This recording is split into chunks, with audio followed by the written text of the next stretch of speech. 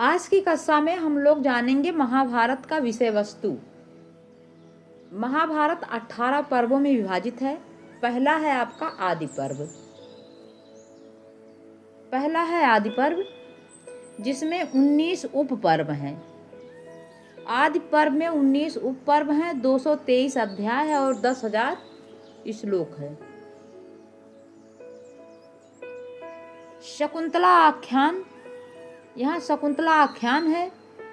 अभिज्ञान शाकुंतलम यहीं से आदि पर्व से ही है। पूर्ववंशी राजाओं का वर्णन इसी पर्व में मिलता है। धृतराष्ट्र का अपनी पत्नी गांधारी से 100 पुत्रों की प्राप्ति। पांडु की पत्नियों कुंती माद्री से नियोग द्वारा 5 पुत्रों के जन्म की घटनाएं हैं। आगे है कौरवों की शिक्षा दीक्षा तथा विवाह आदि का वर्णन। कुंती के 3 पुत्र युधिष्ठिर, अर्जुन और भीम। माद्री के 2 थे, नकुल सहदेव। तो दोनों लोगों को मिला के 5 पुत्र थे। दूसरा आपका सभा पर्व है।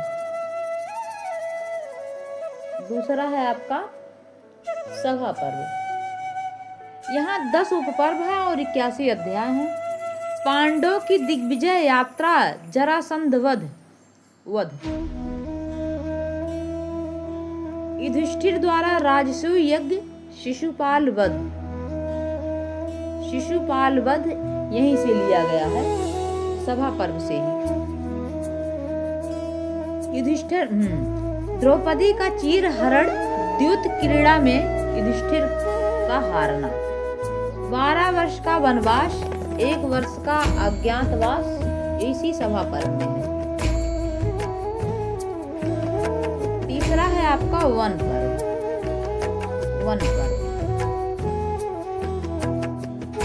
22 उपपर्व है, 315 अध्याय है। नल और राम के आख्यान प्राप्त होते हैं। यहाँ राम का भी आख्यान प्राप्त होता है।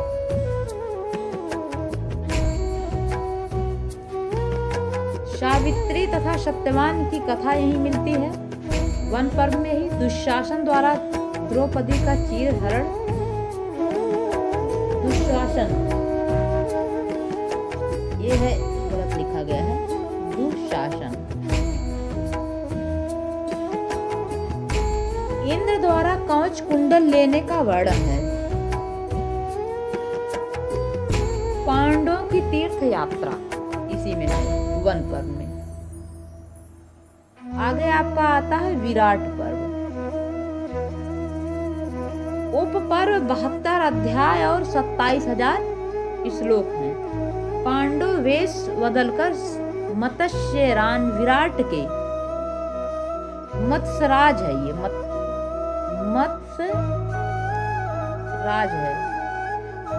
मत्स्यराज विराट के राजप्रसाद में अज्ञात रूप में रहते हैं।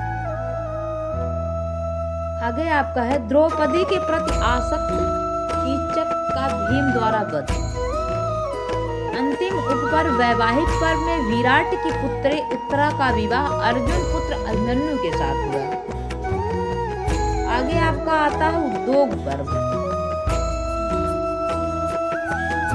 है 5वां। इसमें 10 उपपर्व है, 196 अध्याय है और 71,000 श्लोक है। 7,100 श्लोक है।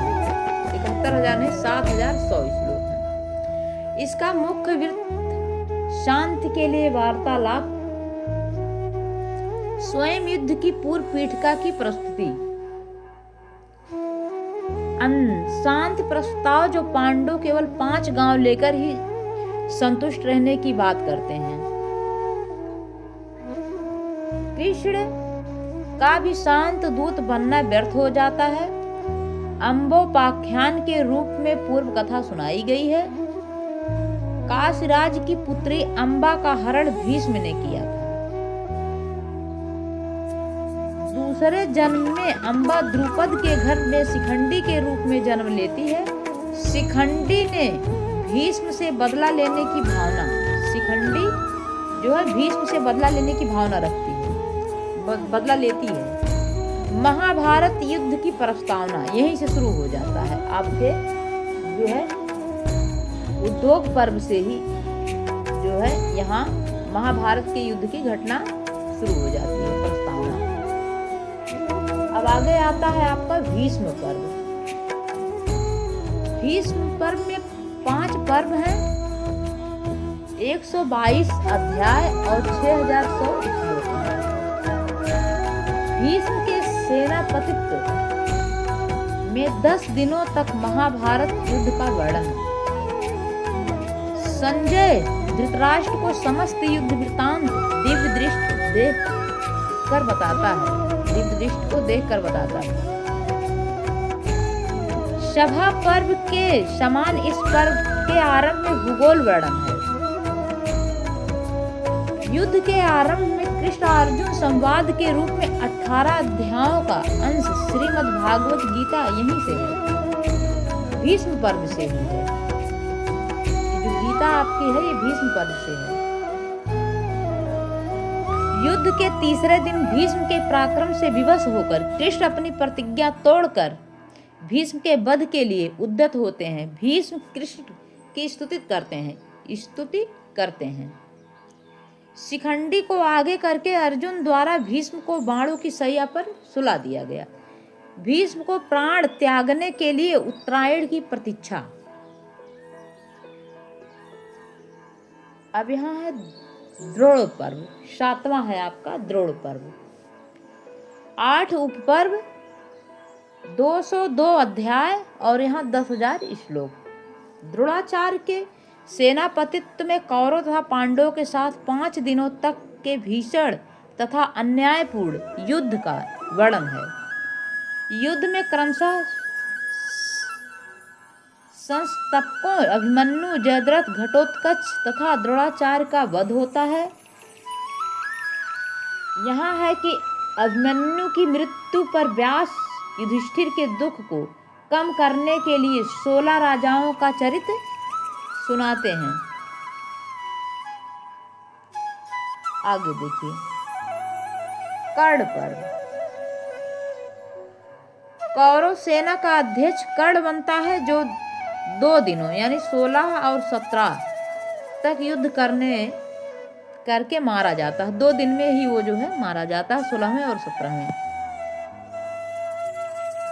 कर्ण के यहम की तुष्टि के लिए मद्र नरेश शल्य को उसका सारथी बनाया जाता है। कर्ण को शल्य का परस्पर रोचक वाग युद्ध, वाणी युद्ध होता है। आगे 9वां पर्व है आपका 2 उपपर्व। 9वें पर्व में क्या है, 2 उपपर्व है, हृद पर्व और जो है गदा पर्व। 65 अध्याय और 3700 श्लोक। इसमें महाभारत के अंतिम दिन 18वें दिन के युद्ध का वर्णन है। शल्य कौरवों का सेनापति बना। शल्य का वध, इसी शल्य पर्व में शल्य का वध होता है। दुर्योधन का गदा युद्ध और उरभंग इस पर्व की मुख्य घटना है। इस पर्व के साथ युद्ध समाप्त हो जाता है। शल्य पर्व के आख्यानों में तीर्थों का महात्म्य वर्णित है। 10वां आपका है शौक्तिक पर्व। एक उपपर्व 18 अध्याय 810 श्लोक है। मुख्य तथा पांडवों की सोई हुई सेना, मुख्य कथा यहाँ है पांडवों की सोई हुई सेना पर आक्रमण करके द्रौपदी के 5 पुत्रों के मारे जाने की है। इस समाचार से दुर्योधन की संतोषप्रद मृत्यु होती है। पांडव अश्वत्थामा को पकड़कर उसके सिर की मणि निकाल लेते हैं। 11वां आपका स्त्री पर्व आता है। उपपर्व 3 उपपर्व। जल प्रदानिक स्त्री विलाप श्राद्ध है यहाँ। 27 अध्याय 820 श्लोक है। श्राद्ध उपपर्व में कुंती युधिष्ठिर को कर्ण के जन्म का वृतांत सुनाकर उसका भी श्राद्ध करने को कहती है। इस घटना पर युधिष्ठिर स्त्री जाति को शाप देते हैं कि अब स्त्रियों के मन में रहस्य की कोई बात छिपी नहीं रहेगी। गांधारी द्वारा कृष्ण के वंश के विनाश का शौक। शांति पर्व, 12वां आपका शांति पर्व। 3 उपपर्व, राज धर्मानुशासन, आप धर्म, मोक्ष धर्म। 365 अध्याय, 14,725 श्लोक है। यह पर्व महाभारत के बाद में जोड़ा हुआ प्रतीत होता है। यह पर्व जय और भारत में नहीं था। यह महाभारत का सबसे बड़ा पर्व है। 12वां, ये चीजें इंपॉर्टेंट है। यह महाभारत का सबसे बड़ा पर्व है आपका 12वां जो है शांति पर्व। इसमें धार्मिक और दार्शनिक सामग्री सर्वाधिक है। राजधर्म, वर्ण धर्म, आश्रम धर्म, दंड नीति, आप धर्म, मोक्ष धर्म आदि की विवेचना हुआ है। मोक्ष धर्म के अंतर्गत सृष्टि, जीव, आत्मा, कर्म, ज्ञान, पुरुषार्थ आदि का प्रतिपादन हुआ है। यह पर्व अपने आप में स्वतंत्र पुराण जैसा है। शरशय्या पर ही भीष्म के द्वारा युधिष्ठिर आदि को उपदेश दिया गया। तीसरा आपका अनुशासन पर्व है। 2 उपपर्व, 168 अध्याय हैं, 10,000 श्लोक मुख्य रूप से धर्म शास्त्रीय उपदेश है। विषय वस्तु की दृष्टि से शांति पर्व के समान है। प्रथम उपपर्व दान धर्म, 166 अध्याय है। द्वितीय उपपर्व भीष्म का स्वर्गारोहण, 2 अध्याय है। आगे है आपका अश्वमेधिक पर्व, 14वां आपका है अश्वमेधिक पर्व। अब इस पर्व में देखिए 12 अध्याय, 4,250 श्लोक है। व्यास के आदेश पर युधिष्ठिर अश्वमेध यज्ञ करते हैं। किसके निर्देश पे? व्यास के। अर्जुन द्वारा 1 वर्ष तक पताव की रक्षा होती है। अर्जुन द्वारा 1 वर्ष तक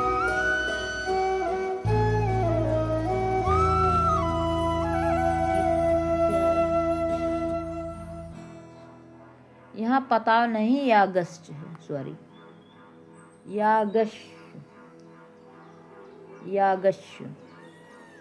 यागश्य। अर्जुन द्वारा 1 वर्ष तक यागश्य की रक्षा होती है। इस स्थान पे चीज रहेगा, यागश्य की रक्षा होती है। आगे है आपका आश्रम वार्षिक पर्व। 3 उपपर्व है, 31 अध्याय है, 110 श्लोक है। मुख्य वस्तु इसमें है धृतराष्ट्र के साथ गांधारी, कुंती और विदुर का वन में आश्रम बनाकर निवास करना। धृतराष्ट्र के 15 वर्षों तक युधिष्ठिर परामर्श दाता बने रहे। उसके बाद वनवास।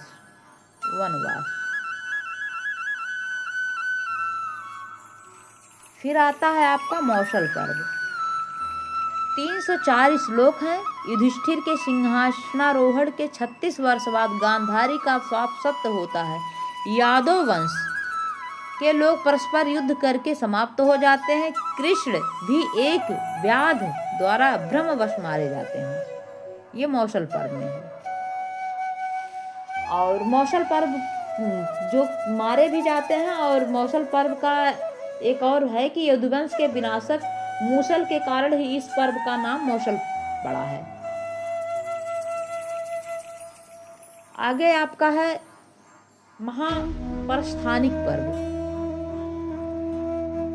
जिसमें 3 अध्याय, 115 श्लोक पांडवों की हिमालय यात्रा का वर्णन है। हिमालय में क्रमशः द्रौपदी, सहदेव आदि गिरते जाते हैं और युधिष्ठिर उनके पतन का कारण बताते हैं। युधिष्ठिर पार्थिव शरीर ही स्वर्ग जाते हैं, स्वर्गारोहण पर। और ये अंतिम पर्व है। 5 अध्याय, 220 श्लोक हैं। इसमें युधिष्ठिर के स्वर्ग पहुंचने तथा देवदूत के साथ नरक में जाकर अपने अनुजों के कारण क्रंदन सुनने का वृत्तांत है। इसे महाभारत का सार सावित्री कहते हैं, भारत सावित्री कहते हैं। स्वर्गारोहण पर्व को दूसरे नाम से भारत सावित्री के नाम से भी जाना जाता है। तो आज की कथा यहीं पे समाप्त होती है। जय हिंद।